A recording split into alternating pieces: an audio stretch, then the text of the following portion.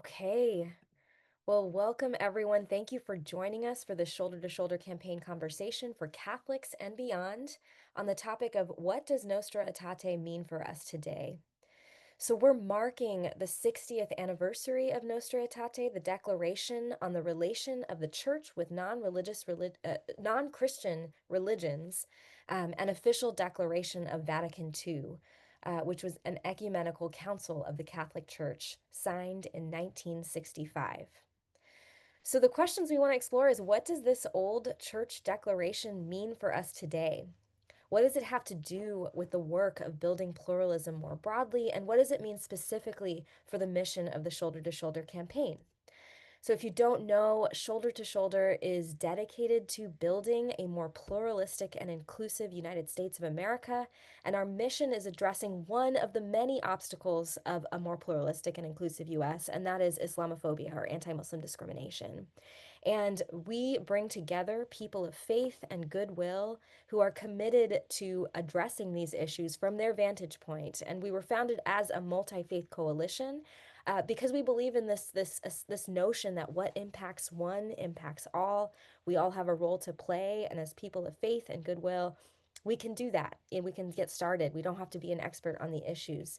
So that is what we want to explore today from our perspective. And I'm here with theologian, author, and professor Jordan Denari Duffner and the associate director of the Bridge Initiative at Georgetown, Mobashra Tazamal. They're going to highlight relevant themes from this 1965 declaration, Nostra Aetate, and name the many challenges of this current moment, particularly around the problem of Islamophobia today. And we'll get to explore this newly available audience-specific resource on addressing anti-Muslim bigotry and identify our many calls to action regardless of our background, whether we're Catholic or otherwise. A note for those of you engaging on Zoom, as you can see, this is not a webinar, this is a Zoom meeting, and we want this to be a generative and generous space. We welcome you to use the chat to ask questions and react with emojis and interact with each other. And we do ask that you're mindful about how you engage. Please be respectful, be kind and curious. And if we need to put you in the waiting room to take a breath, take a moment, we will do that. So just know that. And also we haven't had to. So I know that we all in this room will be mindful of that. So I'm going to pass it on to Jordan and Mobashra, and I'll share their bios in the chat. They're going to offer some remarks. They're going to present us with some background information and content, and then we'll move into questions and answers with them. So I'll first pass it on to Jordan. Who's going to share on Nostra Aetate. What is it? And give us some food for thought. Jordan. Wonderful. Good afternoon, good evening, good morning, wherever you are across the globe. I know we have folks in lots of different places. Some of you are familiar faces and others are folks I haven't met before. So it's really lovely to be with you today to talk about Nostra Aetate.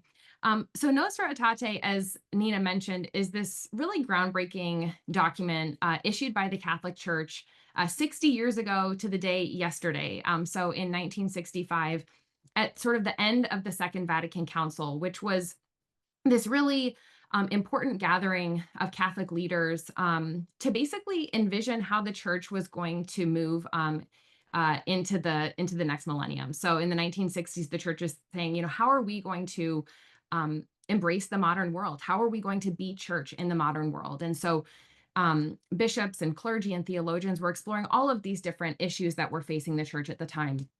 And one of those is sort of the fact of religious diversity in the world. And what does our faith have to say about that? So Nostra Aetate was this important document that looked at what is the church's relationship to our friends of other faith traditions. And Nostra Aetate was groundbreaking in a lot of different ways. First of all, because it approached other religions positively. The church hadn't issued a document like this before. They hadn't made a statement on other religions broadly, but throughout history, they had said some pretty negative things, probably unsurprisingly, about people of other faiths.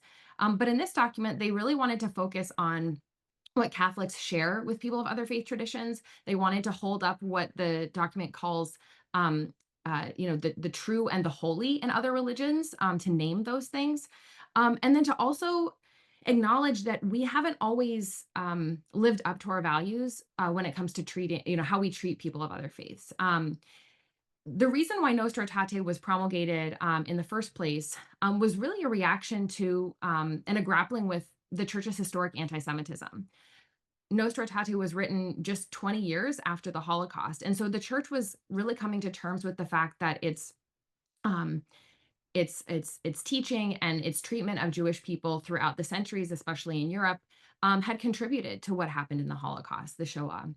And so the initial impetus for Nostra Aetate was sort of repairing and sort of atoning for the church's mistreatment of the Jewish people.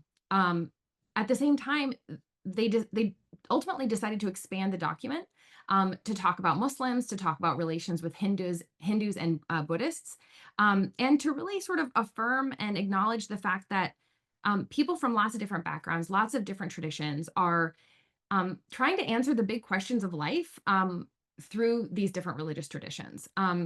And seeing that as a good thing. And it was really beautiful. I saw some videos and some clips of the celebration of Nostra Aetate at the Vatican yesterday. And it was just this beautiful sea of religious diversity, people in different types of clothing, performers, dances, and just this celebration of the human family and the diversity of the human family, and not seeing that as threatening or as sort of a watering down or a weakening of our identity or our respective faith identities, but something to learn from and to cherish. I want to say a little bit more about the document and how I think it pertains to the work of Shoulder to Shoulder. Um, there is a paragraph in Nostra Aetate that is specifically dedicated to the beliefs and practices of Muslims and what is shared with Catholics. And I should have probably said at the outset, I myself am a Catholic Christian. And so for me, this is something that has formed me, and I'm definitely coming out of this tradition. Um, but Nostra Aetate begins by saying the church holds Muslims in high regard. Stop. Or another translation, the church holds Muslims in esteem. Basically saying that our default attitude towards Muslims should be a positive one. Not even really one of neutrality, but one of sort of assumed goodwill and openness, which I think is really significant and is sort of a baseline that we all are encouraged to operate out of today. And then Nostra Aetate goes on to talk about all of the similarities in belief and practices that Catholics share with Muslims. So things like belief in the one God. I think this is kind of surprising to Catholics and to others maybe at times that, oh, the church is clear that we believe different things about God. Our doctrines are different, but at the end of the day, the church is affirming that we both are orienting ourselves towards the one God, and that we do have similar ways of referring to that God or talking about how God relates to us in this life. Then the church talks about other similarities like prayer, fasting, and charitable giving, the fact that Muslims revere Jesus and Mary, and things like that. Nostra Aetate doesn't talk about sort of the points of difference or distinction, though, between Catholics and Muslims. And so that was intentional on the part of the council drafters. I think they felt like the dialogue between Catholics and Muslims needed more time before they could deal with things like the Quran, Muslim scripture, and the Prophet Muhammad. But what's really exciting about the field of sort of Catholic Muslim comparative theology today is that, um, you know, new scholars like myself are able to explore these questions that Nostra Aetate didn't actually address. So my work recently has focused on this question of the Prophet Muhammad and how can we as Catholics from our perspective view him. But sort of setting aside the theology, Nostra Aetate also really wants to encourage Catholics to let go of past bigotry, to avoid discrimination and things like that. And so I see the mission of Shoulder to Shoulder and the Bridge Initiative, and we'll hear from Mobashra, as kind of an outgrowth of that call for Catholics and other Christians to oppose bigotry when we encounter it, and to remember that that is not a an expression of our faith in an authentic way. There's this line in at the end of Nostra Aetate, which I want to read because I just think it's really powerful. And Nostra Aetate is a really short document. It's only 5 paragraphs long, but let me find this last line. It says, We cannot truly pray to God, the Father of all, if we treat any people as other than sisters and brothers, for all are created in God's image. There is no basis, therefore, either in theory or in practice, for any discrimination between individual and individual, or between people and people, arising either from human dignity or the rights which flow from it. Therefore, the church reproves as foreign to the mind of Christ any discrimination against people or any harassment of them on the basis of their race, color, condition in life, or religion. So again, this really strong point at the end of Nostra Aetate, that Catholics need to oppose religious bigotry, including towards Muslims. So I'll sort of leave it there, and I'm happy to circle back to other themes in Nostra Aetate and some of the fruits that have come out of this document over the years. Thank you so much, Jordan. So now I want to pass it on to Mobashra.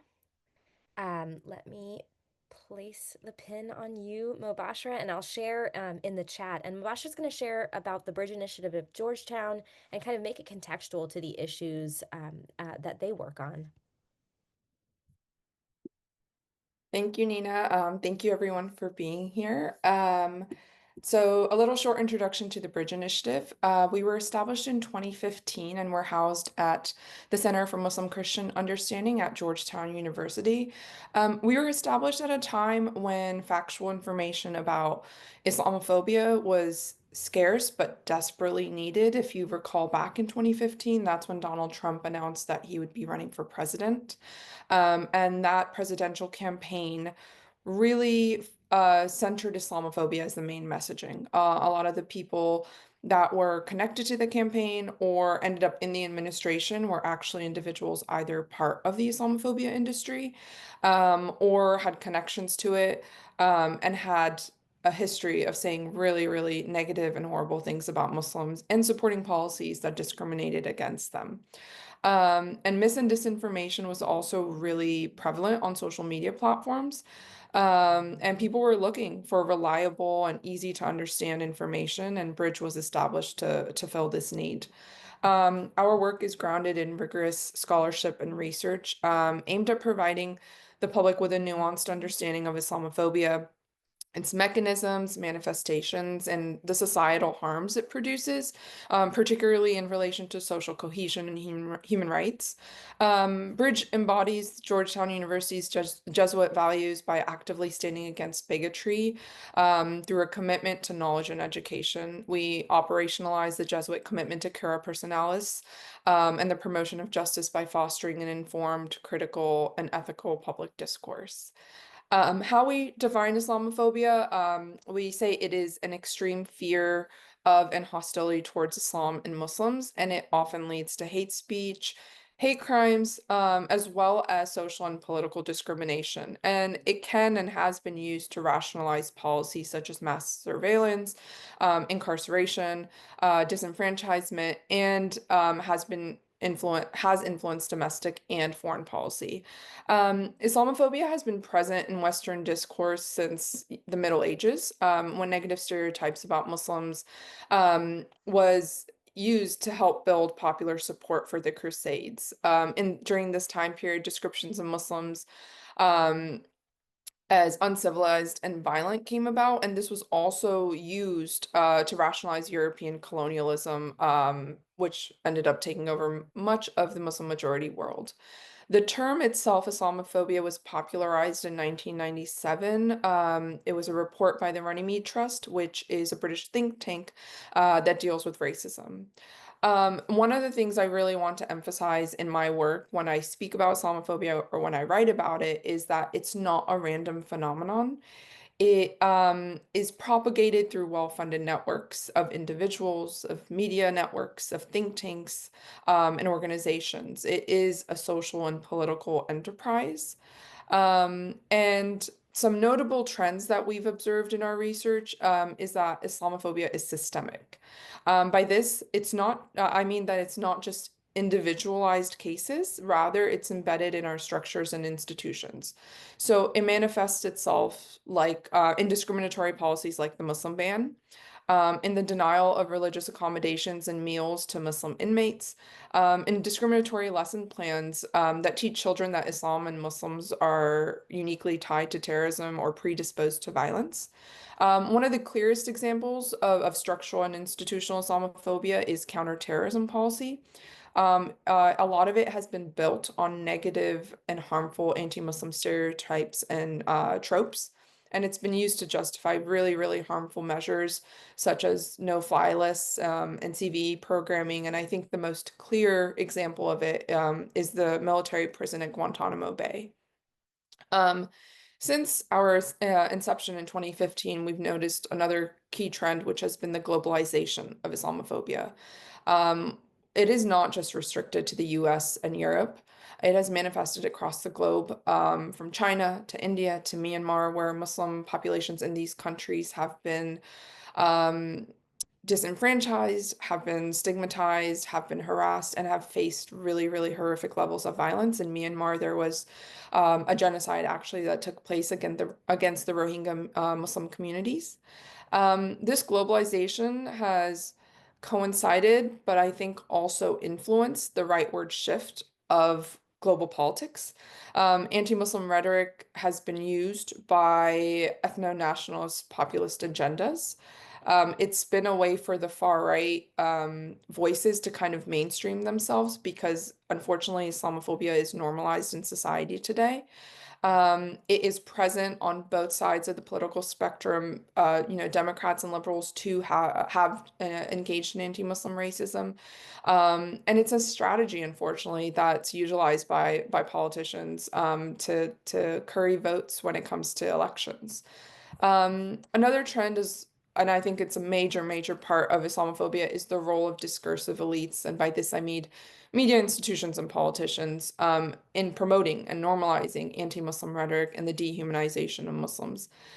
Negative portrayals of Muslims in politics and media are just are just common. They're just there. We don't blink an eye when we hear these things or when we see these things because they've just been so accepted.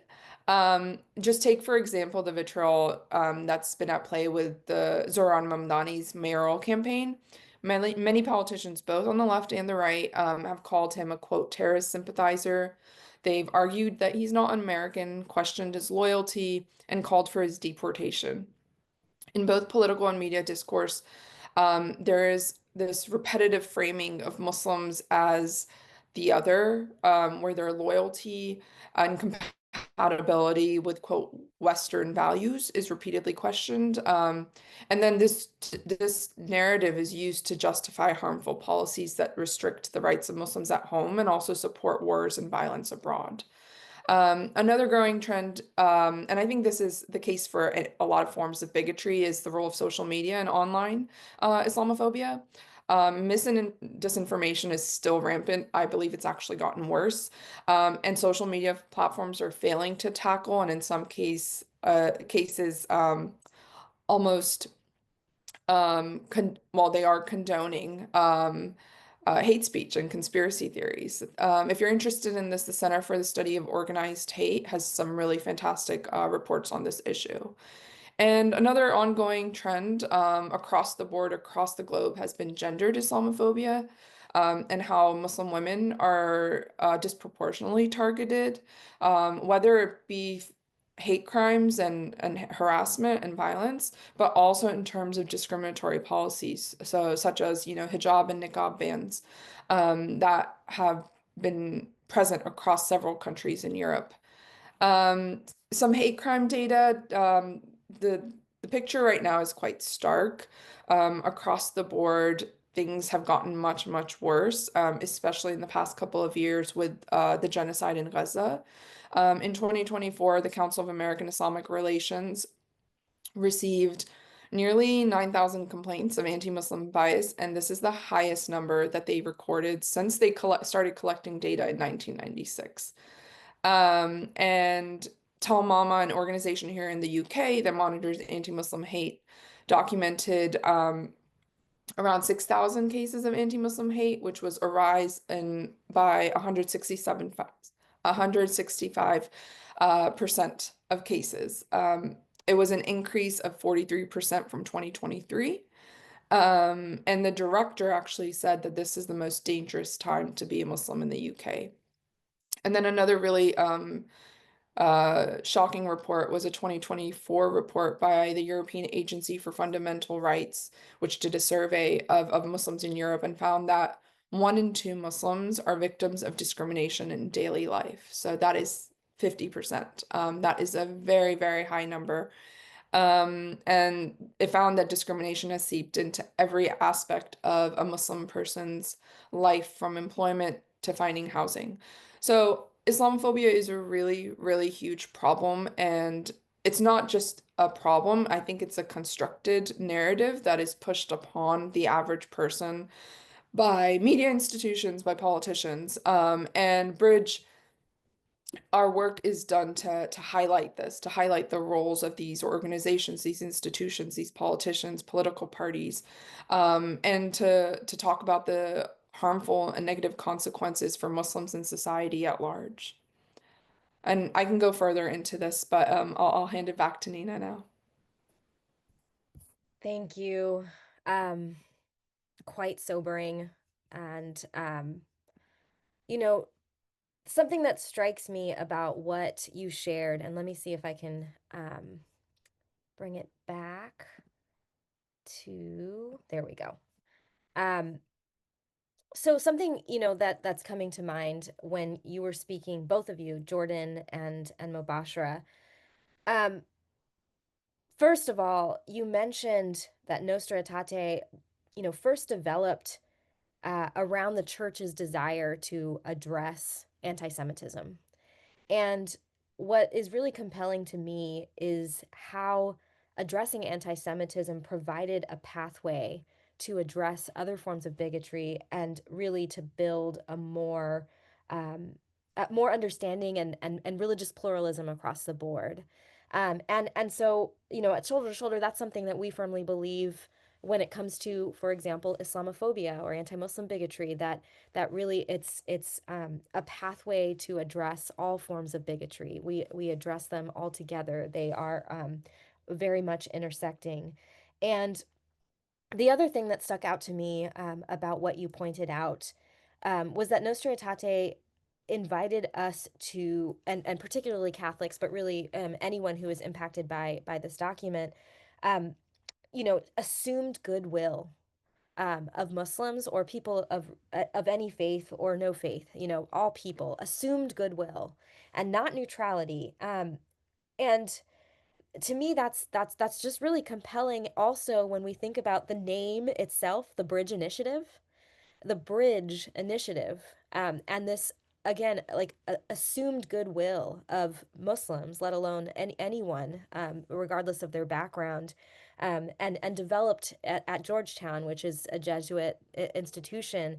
Um, yeah, this is just really compelling to me, and these themes and how it might impact how we orient ourselves, regardless of our background. So now I want to invite Jordan to come back and talk a little bit about this newly available resource on Islamophobia, and how Catholics and those beyond the Catholic community can use it or take action or even develop their own resources, apply some of the concepts from it. Pass it back to you, Jordan. Sure. Thank you, Nina. So one of the fruits of Nostra Aetate is that across the globe, really, Catholics have entered into dialogue with Muslims and people of other faith traditions in both formal and informal ways. And one of the formal sort of official forms of dialogue that I have the privilege of being a part of is co-organized through the U.S. Bishops' Conference here in Washington, D.C. And some major Muslim organizations in the United States are involved as well. Islamic Society of North America, Islamic Circle of North America, and some Muslim organizations in Orange County in California. And this dialogue has now been going on for at least 20, 25 years, if not longer. And one of the recent fruits of that dialogue, which I sort of was the main author on, is this new pamphlet on Islamophobia. We call it Islamophobia, a guide for U.S. Catholics on anti-Muslim bigotry.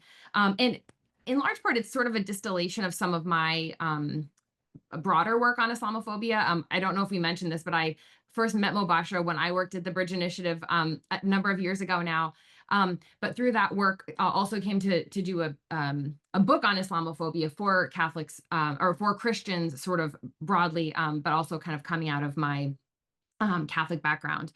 And the goal with both of these resources is to sort of present the sort of the best research on Islamophobia that exists, but to do so in a language and in a way that is accessible to a particular faith community. I think it's really helpful, at least for me, to be able to speak to the specific fears or misgivings or issues that arise specifically in Christian or Catholic communities, and to kind of speak out of that language and out of that experience. Um, and so for example, in both of these, I sort of frame Islamophobia as both kind of a social justice issue for those who might align sort of as more, folks on the left, but also as a religious freedom or religious liberty issue. Because I do think it genuinely is both of those things. But part of what I try to do is to frame it in these different discourses, to show that this is an issue that sort of is ours to care about, right? That like the values that we have as Catholics or as Christians really do compel us, I think, to care about this issue. If we haven't already, we'll put the link to this new resource in the chat. But basically, I'll just sort of summarize what you'll find in there. There's an introduction from our co-chairs of the dialogue, Bishop Elias Lorenzo and Imam Karim Irfan, who sort of guide us. And this dialogue is, I should say, mostly academics, Christian and Catholic and Muslim, but not everyone. Also, some practitioners and folks in the community as well. But in the resource, we define Islamophobia. And then we talk about some common misperceptions and stereotypes about Muslims to really sort of identify what those are. Then we talk about the harm that Islamophobia causes. So a lot of the things that Mobashra was talking about, not just hate crimes and interpersonal issues, but also more sort of structural and systemic issues related to Islamophobia. Do a little bit on Catholic-Muslim relations and history, and also today. And then really telling or sort of offering some suggestions for Catholics as to what we can do. Some tangible things that I've learned in my work and that I have found to be sort of impactful in addressing Islamophobia in Christian communities. So I can just name a few of those, and you can see the rest of them in the pamphlet. But I think one of them that, at least for me, has been really important is looking inward and really reflecting on our own potential for bias.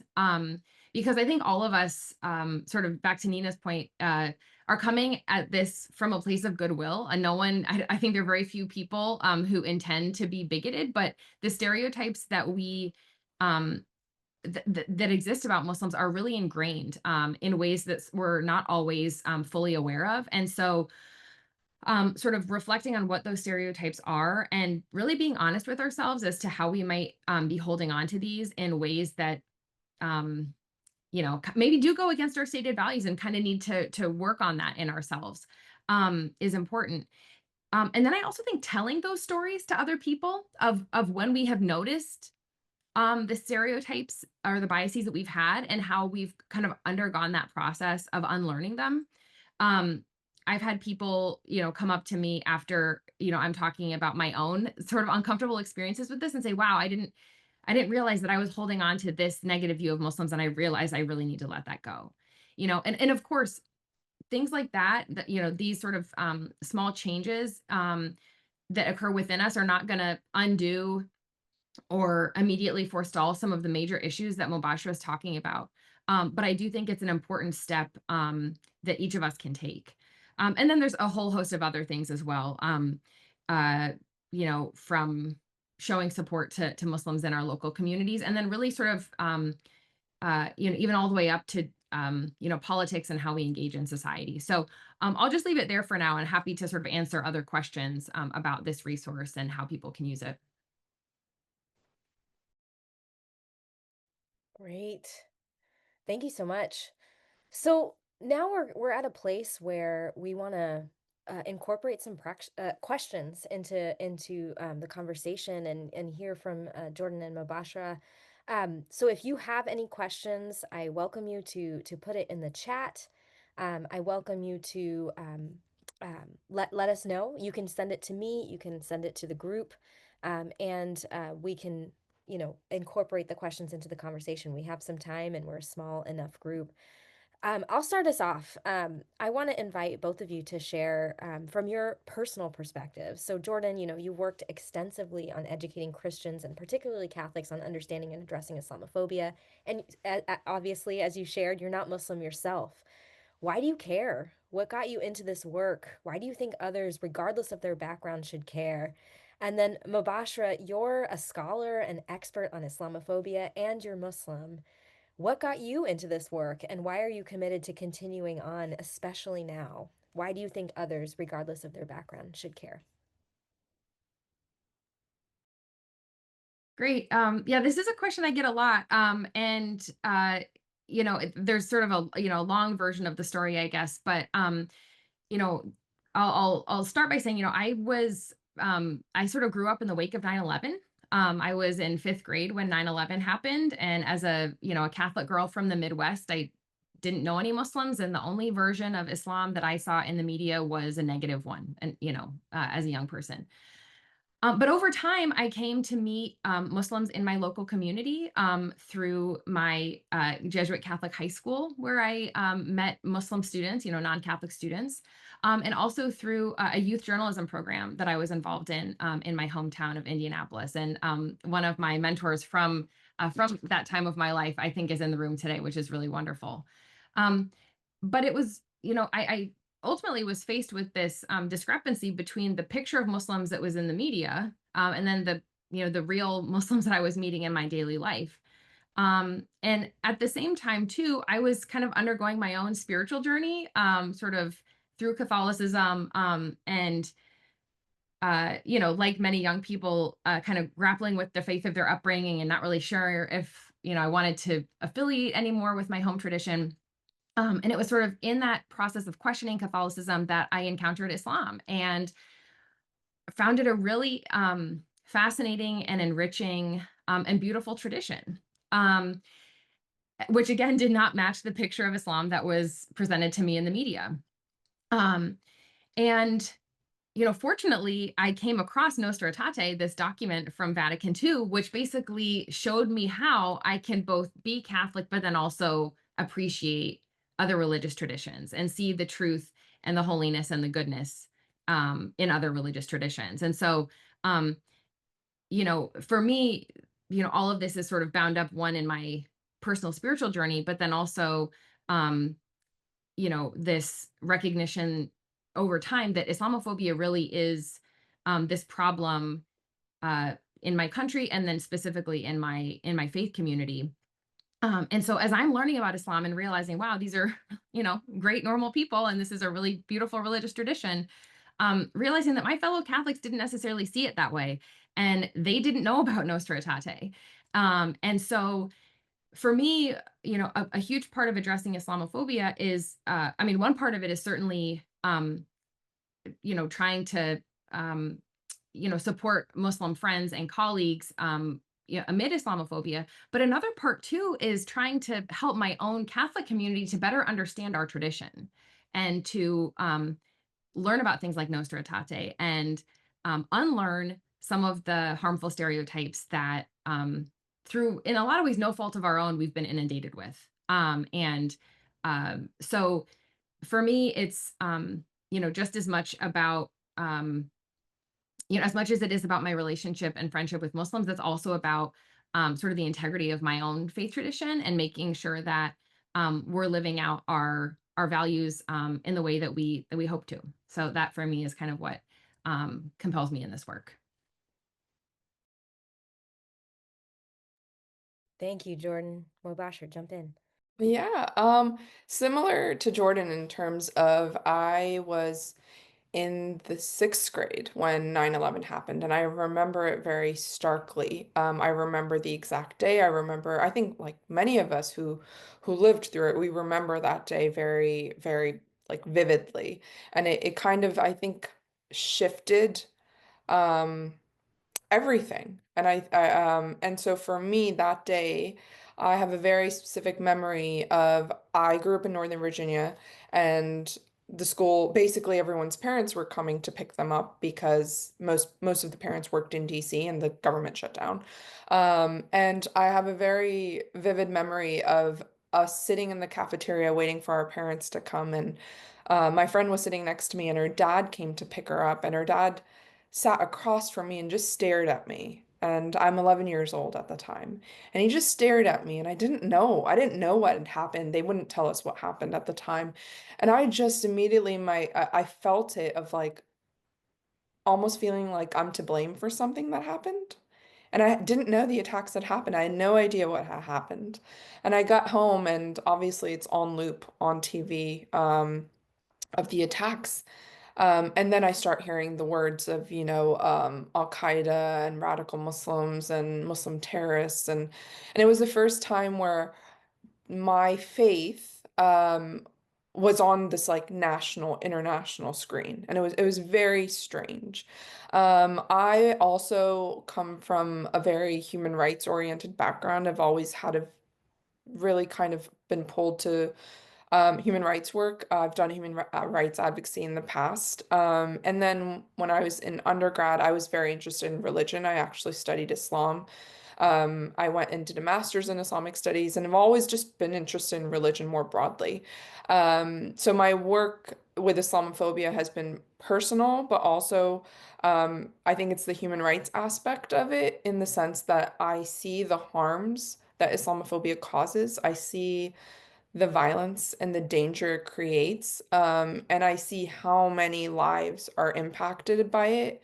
I think more so now, where my fear with Islamophobia and really any form of bigotry is that it's used to mass murder people. And the past 2+ years has shown me um, that it can happen, with Israel's genocide in Gaza and the killing of hundreds of thousands of Palestinians. And Islamophobia and anti-Arab and anti-Palestinian sentiment has played a role in that it dehumanizes individuals, and we no longer see humanity, and that is really, really dangerous. And I think we can all agree that's very dangerous, to no longer see a human as a human. So yeah, my work is rooted in doing my part in creating a better world, and a better world for the younger generation as well. Thank you both for sharing. And if I may, just to share a little bit about my own background, because I'm at Shoulder to Shoulder, and I serve in the role that I do, I'm often assumed to be Muslim, and also the way that I look. I'm often assumed to be Muslim, but I actually come from a Catholic background myself, and very much raised in the tradition, Catholic schools up until college. My Mother Mary in my mother's living room, which I'm here at my parents' house right now, and very much similar to both Jordan and Mobashra's story, growing up, and recognizing, uh, basically, like, I see Islamophobia as one of the many forms of bigotry that is a form of dehumanization, and is a form of saying that some people are worth more than others, are worthy of dignity, more worthy of dignity than others, and that just never sat right with me. And it doesn't matter who is being impacted by any particular form of discrimination. Whenever there's this underlying narrative that a group of people is worth less, or is not seen as fully human, it just didn't sit well with me. And so, if whatever issue is before us, whatever I encounter, I would be committed, and it doesn't really matter what form of bigotry it is that we're addressing. It's all interconnected. So there's some questions in the chat, and so I want to start, and if I may, to kind of phrase this question that was asked around people making bad decisions. And I'm saying it in such a way, only as a mother of small children, and I know Jordan and Mobashra also have children. Um, when I watch a show with my kids, for example, and there's a dynamic of the good guy and the bad guy, it doesn't sit well with me when, again, when we're talking about the underlying narrative around a dynamic where someone is good, someone is bad, someone is worth more to be saved or to be centered. And so something that we just talk about is basically like this person is making a bad decision, you know. How can we think differently about what they can do and how they can address it, and framing it in such a way that people are, again, worthy of dignity, even if they are the quote unquote bad guy in the show. And also this hope and possibility of change and transformation in that character. And oftentimes, thankfully, in some of these kid shows, there is that moment, that aha moment, where the quote unquote bad guy recognizes they're making a bad decision and changes their ways, if you will. So how do you make sense of that? There are people who make bad decisions, who commit and perpetrate acts of violence and use their faith to do so, and that unfortunately is a problem that every community faces. How do you navigate that? How do you make sense of that, particularly when we're talking about Muslims and Islamophobia? Thank you, Nina. I'd be happy to take that. And I think that's a perfect way to enter this conversation, is that as individuals, we are not just good and bad, we make good and bad decisions. It's something that even if when I actually talk to my therapist and say I have anxiety, she said, "You're not anxiety, you have anxious thoughts." So we are not wholly one thing, we are multiple things. So when it comes to violence or political violence, you have individuals from all backgrounds, from all faith groups, from all ethnic, racial, whatever you want to call it, who engage in violence, and they have their own justifications for it. I think what is important is when we talk about Islamophobia, when it comes to Muslims who engage in violence, the larger narrative has always been that Islam is how we explain that violence. We want to understand why someone committed something. Oh, well, let's look to the Quran and it'll explain why they're doing something. And therefore, all Muslims could potentially do this. So you end up not actually studying the violent incident and actually uncovering the reasons behind it. And instead, you end up demonizing an entire religious group. One really easy way to do this is um, just use another faith group. Would you say do the same if it was a Jewish person who committed a violent crime? Would you say Judaism is responsible for it? Or let's look and explore the Torah to help us understand why this person committed such and such an act. So often when it comes to acts of violence, there are social, political, there's so many different factors, but the larger narrative when it comes to Muslims has always been that Islam is the reason for the violence, that religion is the reason, and that dates back to centuries of negative tropes that frames Islam as a violent religion that teaches Muslims to hate others and to kill others, which couldn't be further from the truth. But I think even that question um, help when you look at it, it helps you understand how normalized it's been to even talk about the good versus the bad. And I think that conversation really happens only when we talk about Muslims, and it's because of the way the media has framed it. So there's quote good Muslims and quote bad Muslims. There's not really a multi-dimensional lens which is applied to every other group, where Muslims are just seen as a static being. So yeah, I think that would be my I hope that's a bit helpful in explaining that. I think the best way to do it really is to um, how would you approach it if you had someone from another faith group engaging in violence? What would be the explanation? How would you talk about it? How would you uncover it? What are the reasonings behind it? Um, and unfortunately, it's been kind of acceptable to just point to a religion to explain things. Yeah, and I just want to put out there too, depending on the circle you're in, some people might say that about Christians. and you know, Christians who have committed harm and using Christianity as their reasoning to do so, and a dynamic that we are facing around um, how we perceive Christianity here in the United States, and particularly those who are not religious or who are have been harmed, you know, in these spaces. So, Jordan, do you have some thoughts to this question? Oh, I thought Mobashra's answer was wonderful. I mean, I think for me, it comes back to this issue of collective blaming, which is actually a topic that we sort of talk a lot about in another resource, which I want to make sure we also mention in the shoulder to shoulder conversation, which you all came out with in 2024, which I helped with as well.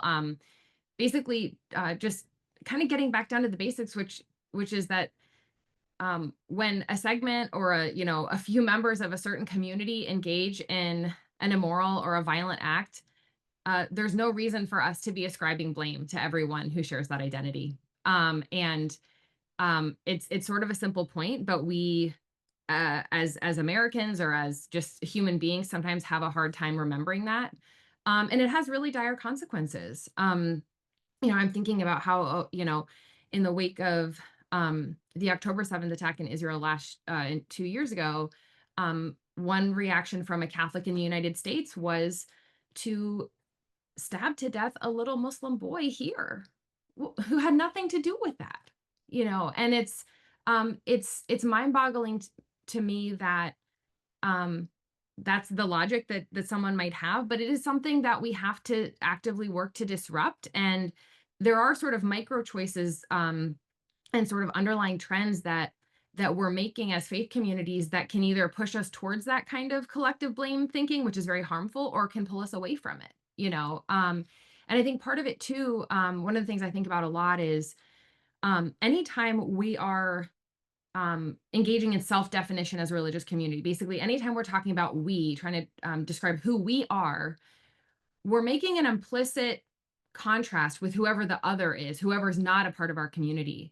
And so even if we're not talking about Jews or about Muslims or an other by name, whenever we talk about ourselves as Christians, and maybe describing ourselves really positively or saying, we believe this and our Bible teaches that, and Jesus shows us how to do this, there's almost an implication that those good things might not exist outside of our community, especially if we're focusing on, or if we're describing or engaging in the self-definition, by saying, our way is a unique way or the only way. Well, it's it can be harmful if we're not conscious of how we're portraying implicitly the other. And so I just think that's another thing to sort of think about in the wake of, Nostra Aetate, this anniversary, and also how we're addressing these different forms of bigotry, that it's not always about how we talk about the other. It's also sometimes how we talk about ourselves. Thank you. Such important reminders, both of you. Um, okay, so if I may also kind of take this really great question and make meaning of it. So Nostra Aetate, it was a landmark document of its time in 1965, and it was also imperfect. It was, incomplete, if you will, just as much as um, we're in a different moment in time now, in 2025. There are many forms of hate that we are made well aware of, and even now, in this conversation, as we're focusing on anti-Muslim bigotry or Islamophobia, um, how how do we make meaning of this document today? And is there a need to reformulate or rethink this document to make meaning of it today? Like, what are your thoughts on that? And I do want to say here, um, while we are focused on anti-Muslim bigotry and Islamophobia because of Shoulder to Shoulder and our mission, other forms of bigotry, including anti-Semitism, and all the different many forms of hate and bigotry, are we have to focus on that too. Like these are all incredibly important, and it's not to say that one matters more over the other or that one has disappeared entirely. But I think it's important to name that we're in a different moment in time. Even just Shoulder to Shoulder's founding. We were founded 15 years ago. And at that time, in 2010, there was a heightened anti-Muslim rhetoric in the public sphere when there was a mosque that was being proposed to be built in New York City that was stemming a lot of like there was a lot of fear and hate in the public sphere. There's a pastor in Florida threatening to burn a Quran, and at the time, religious leadership, and I want to give a shout out to one of our co-founders who was here on the call, Reverend Rich Kilmer, convened leaders to address this form of hate, and national leaders came together to denounce it, to say what impacts one impacts all. And at that time, that press conference, which was kind of formed around an emergency interfaith summit, is what they called it, was widely publicized. It was on C-SPAN and 40 major news outlets. Now, in 2025, we're begging and pleading for the press to show up at a press conference on shoulder to shoulder, let alone any organization that many of us are connected to on the issues that we care about. We have the social media. We have so many different instances and forms of hate that are happening, like hateful remarks from our leaders, from different forms of bigotry that are showing up. It's there's a lot going on. We're in a different moment. So can you tell us your thoughts on what Nostra Aetate means for us today, what we need to be considering for this particular document, but also beyond? Yeah, sure. I think you're right, Nina, that it's an incomplete document, and there are certain things about it that maybe aren't ideal for us in this current moment, but that we can still learn from. I think on the theological level, there's an open-endedness where we have this opportunity to continue to name all the positive things that we see in other faith traditions. So for me, as like when I put my theologian hat on, that's what makes me excited about the open-endedness of Nostra Aetate.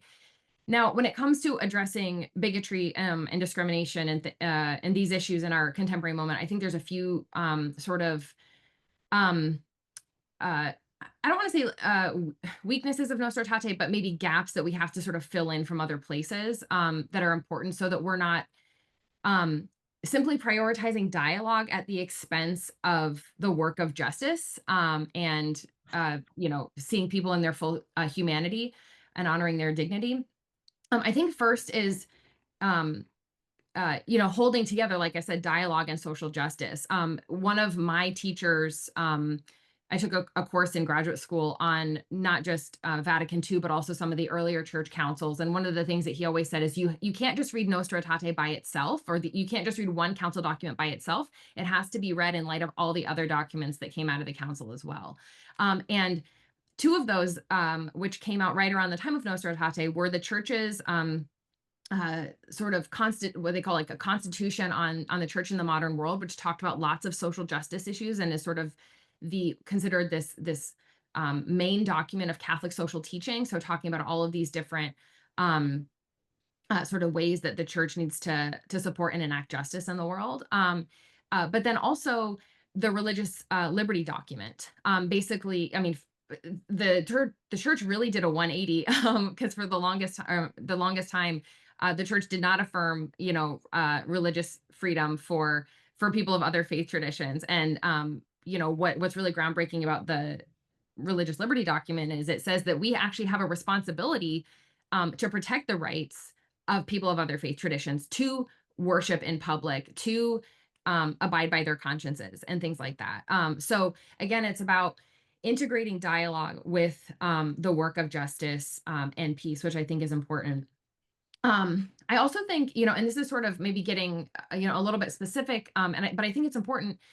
One of the challenges that I and others have sort of seen in, our, in this time sort of post October 7th and the genocide in Gaza is sort of a misreading of Nostra Aetate to imply, Catholics, a certain Catholic position with regard to Israel. And it's interesting because the drafters, people who were involved in the early, the formulation of this document, basically said that the document is great. It's affirming the church's positive relationship with the Jewish people, and it is rejecting our anti-Semitism of the past and really trying to forge a new way forward. And the document does not endorse political Zionism, and it does not. It's not a political document, and it says that we don't make any political considerations here. I think the challenge that some Catholics have had is kind of assuming that Nostra Aetate implies that Catholics have to have a particular orientation to Israel or to political Zionism, which it doesn't. And Catholics have this robust sort of Catholic social teaching, which sort of requires us to be attentive to the human dignity of all people, to be attentive to the humanity of those who were killed and held hostage on October 7th, as well as the many thousands of Palestinians who have been killed in Gaza and who are affected by the injustices there. So I think, again, some of the things that Nostra Aetate doesn't say have led Catholics to sort of be guided by some of their stereotypes at times. And so, kind of back to Mobashra's point, I think sometimes implicit Islamophobia leads Catholics to dehumanize Muslims, and it sometimes shapes our view of how we interpret the events coming out of the Middle East. And so I just say all of that because a document like this can seem to have nothing to do with where we are now, but both in what it says and what it doesn't say, it still has an impact on how we move forward today. Thank you so much. Mobashra, do you have anything you'd like to add for this particular question? No, I think Jordan handled that perfectly. Great.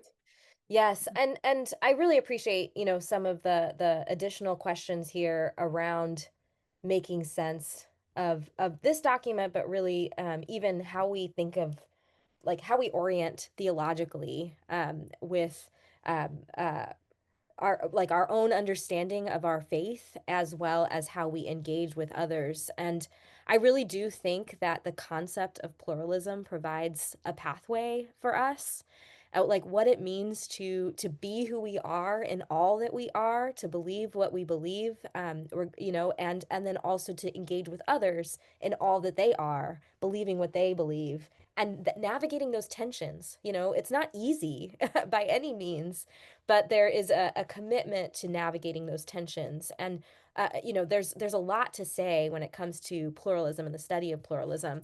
A note that I want to share, and something I've been reflecting a lot, especially as we next year will mark the 250th anniversary of the U.S. and like just thinking overall on the state of this work and these issues is there's like, oftentimes three kinds of people who engage in interfaith or bridge building work.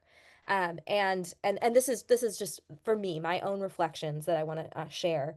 Um, you know, People who identify as religious or spiritual and wanting to, ask the big questions of the world, being mindful of energies and vibes, for example, who want to make meaning of their time here, to seek the sacred and the divine, that kind of person.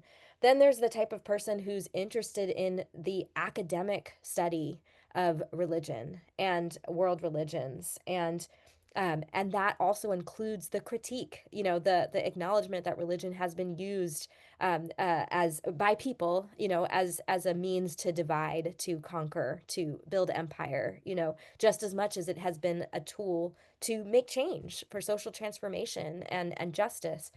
And then the third type of person is the activist, the advocate, those that are committed to social justice, and who are wanting to change, and use faith, who see that anger alone is not enough of a motivator, but wants to see change from a place of faith because they believe in the hope and possibility of what this world can be, because their faith calls them to take action. And for me personally, I fit all of these categories. And it doesn't have to be either one or either or.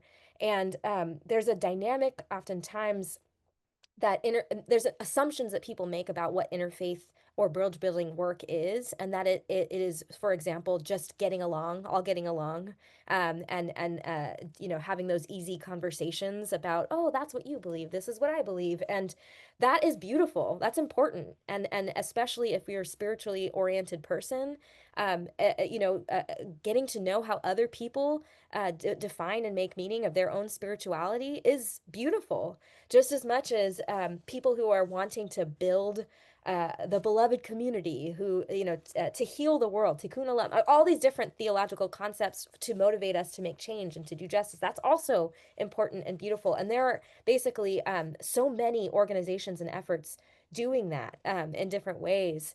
So I just wanted to add that to these really important reflections that people are sharing here in the chat, that um, there are many ways in which we engage and make meaning, and of course there are people who um, are creating harm too.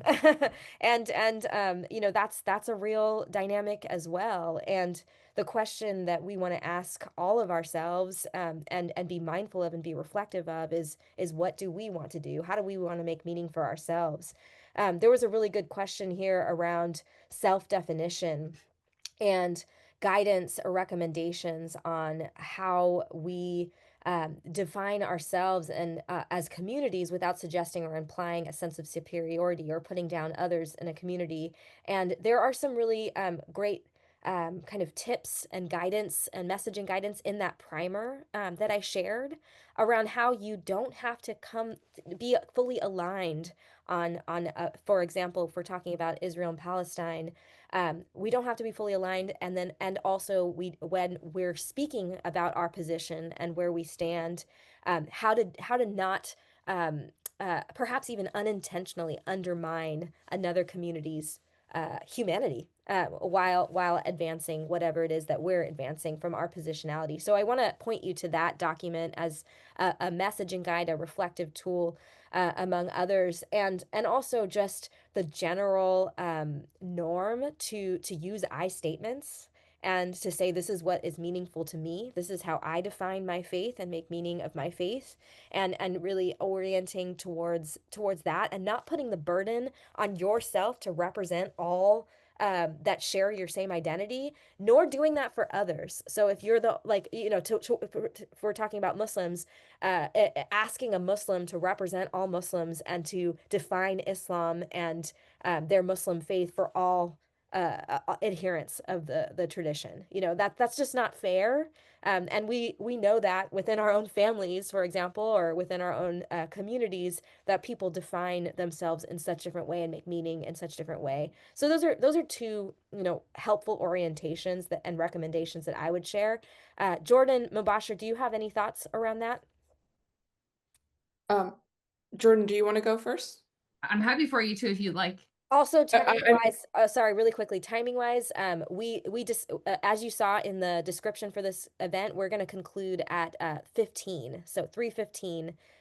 For me, I'm on the West Coast, so that's 12:15. So just letting you know, we have a few more minutes.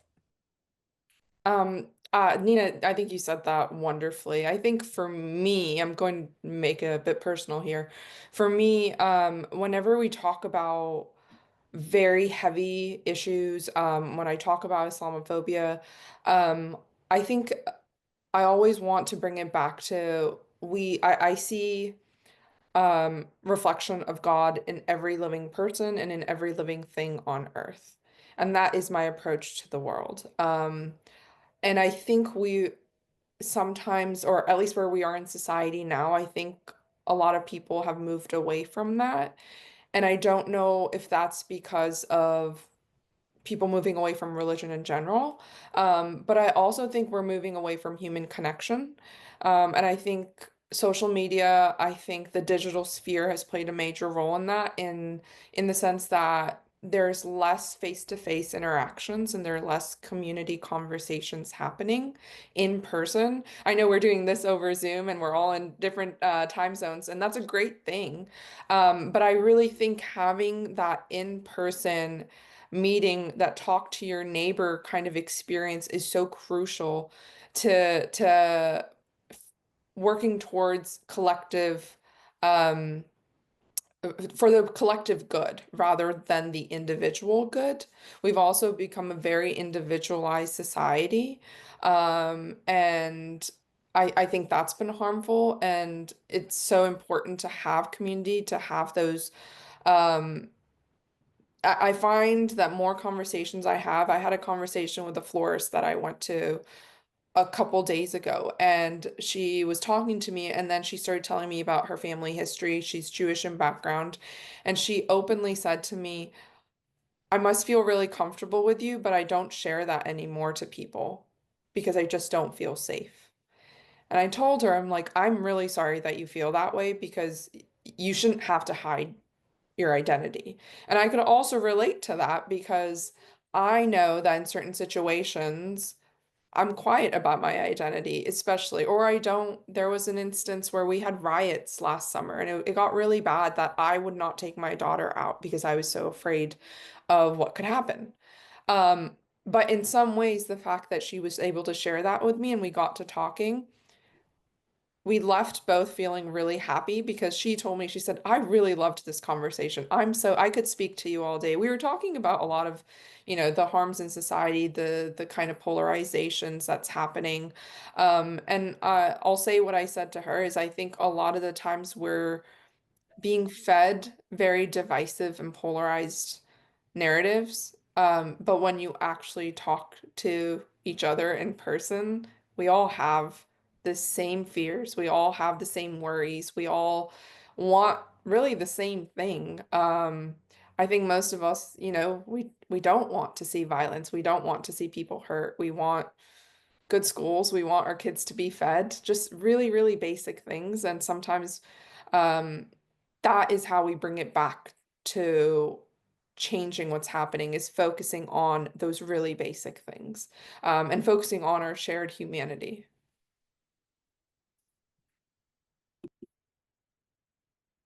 Thank you. Jordan.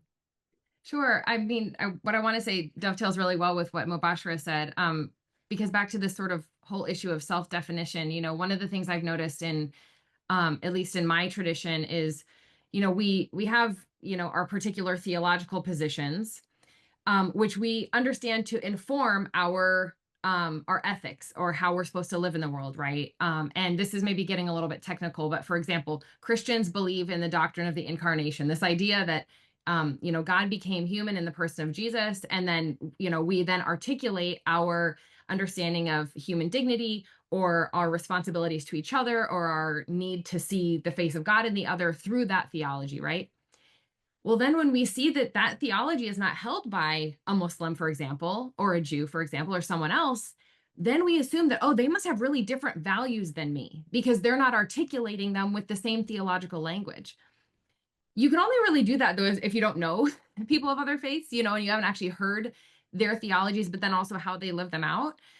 So again, I think it's really important for us, regardless of sort of what religious tradition we're coming out of, to make sure that we're not um, assuming that our theological differences mean that we are different when it comes to these core values, the core values that Mobashra was talking about. And so um, for me, I just think that's something really important going forward that we all need to keep in mind. And I hopefully that can, in some small way, contribute to the undoing of some of the harms that we're seeing right now.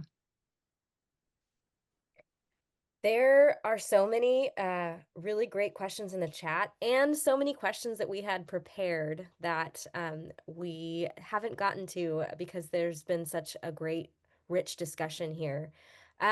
In the few minutes that we have left, given that I want to get to everything and I want to creatively like merge all the questions that just knowing that we only have a few minutes here, I will keep it simple and ask both of you a two-part question.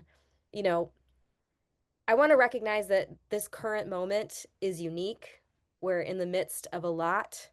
And I want to recognize too, we've been here before. And, for lack of a better word, or term, is there are like, we can see that history does repeat itself in different ways. Like we can see that we have so much to learn from where we've been so that we can make new decisions, to put it simply. And so I want to ask you both, and this work is hard, it's heartbreaking, it's layered, it's dense.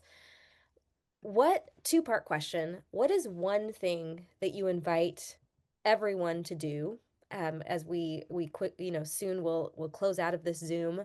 What is one particular thing among many things, and maybe you have a list, as we do too at Shoulder to Shoulder, but just leave us with one. And then what is one thing that motivates you and that, inspires you, that keeps you connected and hopeful and willing and wanting to do this work in the many different ways that we do it. So one thing, and of course you're welcome to share a little bit more, and then something that brings you hope. Um, I'll start if that's okay. One thing, and I think it goes hand in hand really, is to constantly ask questions. And you do this by also talking to people, asking questions to people around you, getting to know people around you. I think that is so powerful, and I don't think we do that enough anymore. I make it a rule for myself whenever I'm out, when I'm grocery shopping, when I'm somewhere, I say hi to people. I feel like it's just so important to connect with others on a human level. And that is an entryway to conversation. That is an entryway to learning about others. That is an entryway to learning about things you might have in common or things you might not have in common, but just learning in general. And then one thing that keeps me hopeful is having conversations like this, having people around who are interested in making the world a better place and learning and doing what we can, the little that we can each and every day. I think it's so important, for these types of spaces to continue, for people to come together and have these vital discussions and conversations on topics that are heavy, and topics that are very important in terms of the betterment of society. Yeah, so those are I think I've answered those two.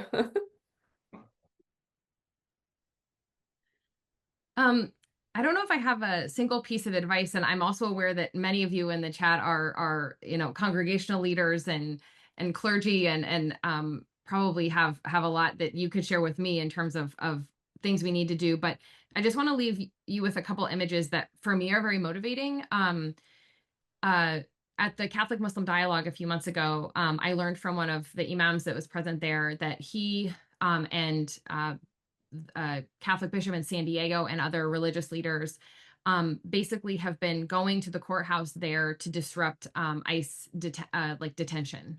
Basically, just being physically present in their collars, in their sort of different religious garb, and just physically standing there has allowed, or basically scared away law enforcement to not, take people away, and to separate families. And that kind of interreligious solidarity on behalf of the vulnerable, I just find so moving, and also makes me think, what am I doing? What more could I be doing? Now I think we all have our own roles to play, certainly, but I'm so moved by those examples of really living out the values that all of our faith traditions have. And then also just some images coming out of Rome yesterday from some of my friends and colleagues who were at the Vatican for this Nostra Aetate celebration. It's really funny almost, because you see this bus full of, people in all of these, beautiful outfits, priests in their collars and people in these different, hats, and just smiling with these big, big grins on their faces. And I'm just thinking, 60 plus years ago, you would have never seen this. This kind of interreligious connection and solidarity was not happening in a public way on this scale. And, as one of, I was on another Nostra Aetate event yesterday, and as the rabbi said, marking something like Nostra Aetate amid everything horrible that's going on in the world is an act of hope, and an act of defiance, to say that we're going to continue working together, for the good of humanity, and to draw on our religious traditions as we do it. Thank you. Thank you so much. Um, three things that I want to leave. I know we're 2 minutes over time, but three things to share. One is inviting this ethos, what impacts one impacts all. And if, right now I see some chat around um,